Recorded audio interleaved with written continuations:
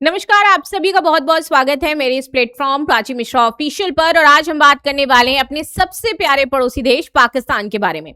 पाकिस्तान ने अपने 8,000 सैनिकों की एक सेना बना ली है जो कि सरेआम कत्लेआम मचाएंगे हमारे पीओके में और साथ ही साथ बलूचिस्तान में। आखिर फाइनली पाकिस्तान ने अपनी असली औकात दिखाई, अपना असली चेहरा दिखाया और इससे सिद्ध हो जाता है कि भैया PoK never belongs to Pakistan. वो हमेशा भारत का हिस्सा था और हमेशा भारत का अभिन्न हिस्सा रहेगा। इसको लेकर के पाकिस्तान के लोग और बलूचिस्तान के लोग अब भारत से ये कह रहे हैं कि हमें आजाद करवाइए, हम आपके साथ रहना चाहते हैं। लेकिन अब पूरा इस पर पॉइंट ऑफ व्यू क्या हो जाता है चीजों को लेकर के, भारत के लिए कितना सही होगा, इन सारी चीजों पर डिस्कशन करेंगे। और ये जो 8,000 की इन्होंने रेंजर बनाई है, ये काम क्या करेगी इसको हम समझेंगे। तो हाल के दिनों में आपने देखा होगा कि पीओके में क्या है, मामला बहुत ही ज्यादा खराब चल रहा है। पाकिस्तान में गृह युद्ध की स्थिति बनी हुई है। पीओके के कई इलाके, अगर विशेषकर मैं बात करूं रावलकोट और जो मुजफ्फराबाद हो जाता है, इन दो क्षेत्रों में तो बहुत लंबे समय से प्रदर्शन चल रहे थे। ठीक है, अब इन प्रदर्शनों को वहां की सरकार दबा नहीं पाई, तो उसने सोचा कि भैया हम क्या करते हैं, जनरल डायर की तरीके जलियांवाला बाग जो हत्याकांड हुआ था वैसे गोलियां चलवा देते हैं। और ऐसा ही निर्दयी पाकिस्तान ने किया भी। प्रदर्शनकारियों की प्रमुख मांगों में बेहतर शासन था। भैया कोई आपसे क्या मांग कर रहा है, बेहतर शासन की मांग कर रहा है ना, वो भी आप नहीं दे पा रहे हो। राजनीतिक प्रतिनिधित्व की मांग कर रहे हैं, आपने जैसे बांग्लादेश को राजनीतिक प्रतिनिधित्व नहीं दिया, वैसे ही अभी आप बलूचिस्तान को नहीं दे रहे हो, ना ही पीओके को दे रहे हो, जो कि गलत हो जाता है।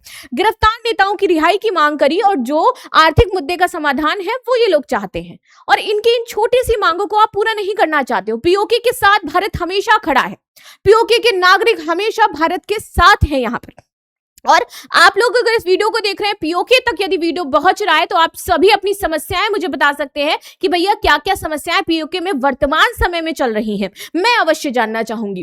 कई रिपोर्ट्स के मुताबिक पाकिस्तान ने प्रदर्शनों को नियंत्रित करने के लिए भारी संख्या में रेंजर्स और अर्धसैनिक बल तैनात कर दिए हैं। मतलब साम दाम दंड भेद ये सब अपना रहे हैं। कुछ समाचार तो ये तक कह रहे हैं कि सैनिकों की संख्या यहां पर 8,000 हो जाती है। अब आप सोचिए, झड़प में कई लोग अभी तक मारे जा चुके हैं, जिसका डाटा इन्होंने दिया ही नहीं है कि कितने लोग मारे गए हैं, और जो घायल हैं उनका तो कुछ अता ही पता नहीं है। गृह युद्ध जैसे हालात की अगर मैं बात करूं तो कितना सही है, तो ऑफ कोर्स गृह युद्ध की स्थिति है, क्योंकि आप व्यापक विरोध प्रदर्शन को दबाने के लिए लोगों को मरवा रहे हो। और ऐसा तब कोई सरकार करती है जब उसके हाथ से सब कुछ छूटने लगता है, और ऐसा ही ये कर रहे हैं। भारत के लिए इसका प्रभाव, तो एलओसी के आसपास सुरक्षा स्थिति का प्रभाव पड़ सकता है थोड़ा सा। पाकिस्तान के आंतरिक संसदों और सुरक्षा बलों के अतिरिक्त प्रभाव पड़ सकता है। जब भी ऐसी स्थिति कुछ पीओके में आती है, तो पाकिस्तान की आप स्ट्रैटेजी देखिएगा, वो क्या करता है, वो बॉर्डर पर क्या करने लगता है, आतंकवाद बढ़ाने लगता है।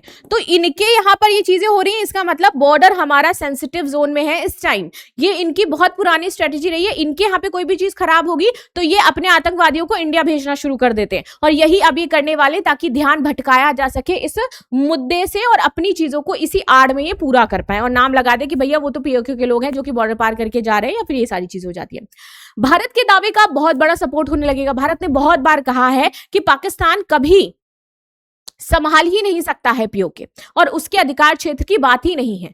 अब ये दावा भारत बकायदा यूएन में बहुत ठोक बजा करके कर सकता है कि देखो मैं क्यों कहता था और तुम्हें मानना पड़ेगा, क्योंकि वहां के लोकतांत्रिक अधिकार, इनका किसी का आपने विकास नहीं किया। यहां स्थानीय लोग पाकिस्तान प्रशासन के खिलाफ विरोध कर रहे हैं, तो भारत इसे पाकिस्तान के प्रशासनिक मॉडल विफलता का उदाहरण देकर के यूएन में पेश करेगा और कहेगा देखिए आप जो कहते थे ना कि भैया पीओके तो पाकिस्तान का पार्ट हो जाता है, that is not the part of the Pakistan. Pakistan की सैन्य क्षमता पर प्रभाव की बात करूं तो यदि पाकिस्तान में पीओके हजारों अतिरिक्त रेंजर्स और तैनाती करनी पड़ी, तो एलओसी का जो संसाधन है वो पुनर्निर्माण करना पड़ेगा हमें। साथ ही साथ अतिरिक्त सुरक्षा पर हमें ज्यादा ध्यान देना होगा। पश्चिमी सीमा यानी कि अफगानिस्तान और पूर्वी सीमा इंडिया के बीच संसाधनों का संतुलन हमारा थोड़ा सा कठिन हो सकता है। हालांकि इसका मतलब ये नहीं है कि भारत के लिए सैन्य खतरा स्वतः ही कम हो गया है।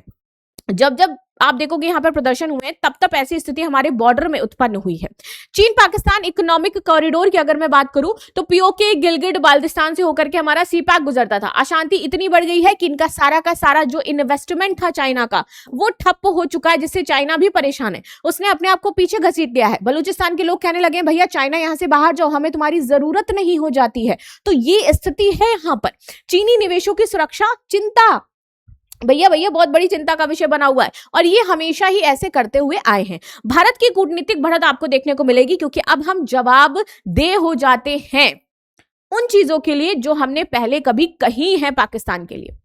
मानवाधिकार उल्लंघन पाकिस्तान कर रहा है, कभी पाकिस्तान हमारे ऊपर ये इल्जाम लगाता है कि भारत में मानवाधिकार उल्लंघन होता है, भारत में मुस्लिम सुरक्षित नहीं हो जाते। अरे माय फुट, कहां सुरक्षित नहीं है?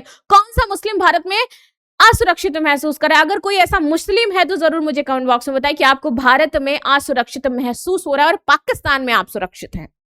आपको लगता है पाकिस्तान में आपकी स्थिति बहुत बेहतर हो सकती है। आतंकवाद का संभावित प्रभाव, इतिहास बताता है कि जब भी पाकिस्तान के भीतर दबाव बढ़ा है, और इसी चीज की मैं बात कर रही हूं, ये हिस्ट्री है, ये रिटन है, ये मेंशन है, दैट इज प्रूवन। तो कुछ विश्लेषक आशंका जताते हैं कि ध्यान भटकाने के लिए एलओसी पर तनाव या फिर सीमा पर जो गतिविधियां हैं वो बढ़ा देता है पाकिस्तान, और ये एक संभावित जोखिम है जो कि अभी खतरा भारत के लिए पैदा कर सकती है, और ये चीजें हमें देखने को मिल सकती हैं।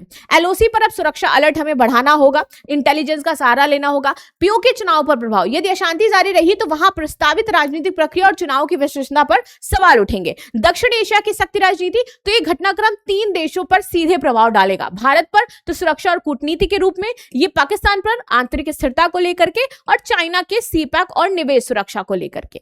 अब ये बहुत बड़ा क्वेश्चन है कि इसीलिए केवल स्थानीय विरोध नहीं हो जाता है, बल्कि पूरे दक्षिण एशिया में ये रणनीतिक स्थिति से जुड़ा विषय है, और वहां की स्थिति को बता रहा है कि वास्तविक कंडीशन क्या हो जाती है जब पाकिस्तान जैसा देश दक्षिण एशिया में खड़े होकर के दहाड़ लगाता है कि वो यूएस का यहां पर शांति करवा देगा, इजराइल से निपट लेगा। तो उसकी यहां पर क्या स्थिति चल रही, जब वो दूसरों के कहता है कि इन्होंने मरवा दिया लोगों को, और अपने यहां पर वो लोगों को मरवा रहा है, 8000 सैनिक भेज रहा है जिसमें महिलाएं भी होंगी, बच्चे भी होंगे, तब स्थिति क्या हो जाती है।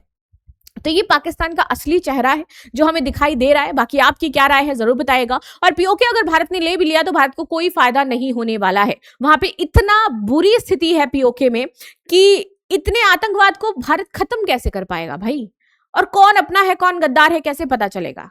यहां देश में बैठे हुए गद्दारों से भारत नहीं निपट पा रहा है, तो वो पीओके वाला क्षेत्र जो भी पाकिस्तान का क्षेत्र रहा है उन गद्दारों से कैसे निपटेंगे? तो चलिए लास्ट में आप सभी के लिए यही हो जाता है कि हमारे चैनल को लाइक शेयर सब्सक्राइब जरूर करें। ये मेरा हो जाता है करंट अफेयर्स का चैनल, जहां पे जो भी आप पढ़ रहे हो उसकी पीडीएफ मिलेगी। And this is my Instagram, जहाँ आप जो भी इंपॉर्टेंट चीजें हैं लाइक अभी जैसे हम लोगों ने कोई मुद्दा डिस्कस कर लिया, कोई नोट्स हो गए, तो वो सारा कुछ मैं वहाँ पे शेयर कर देती हूँ। तो मिलते हैं नेक्स्ट क्लास में, तब तक के लिए धन्यवाद। लाइक शेयर सब्सक्राइब करना बिल्कुल भी ना भूले। And thank you so much and bye bye.